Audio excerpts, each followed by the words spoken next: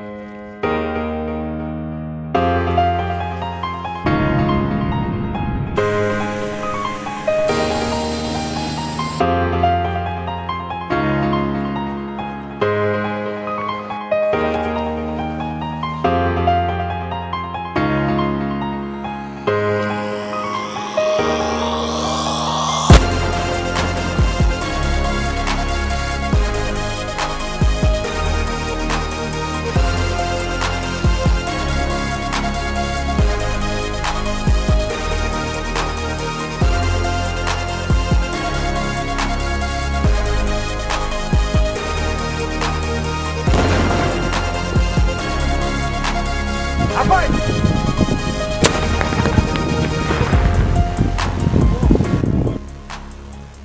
21 январь Нижел аскерлерinin кесиптик майрамы болуп эсептелет. Бул майрам 701 жылы Петр Первийин менен кабылган официалдуу биз Кыргыз Республикасынын курал күчтөрүндө 2008 жылы 16 январь Кыргыз Республикасынын Коргоо министринин номер 19 буйругу негизинде Нижел аскерлерinin кесиптик майрамы болуп эсептелип келет.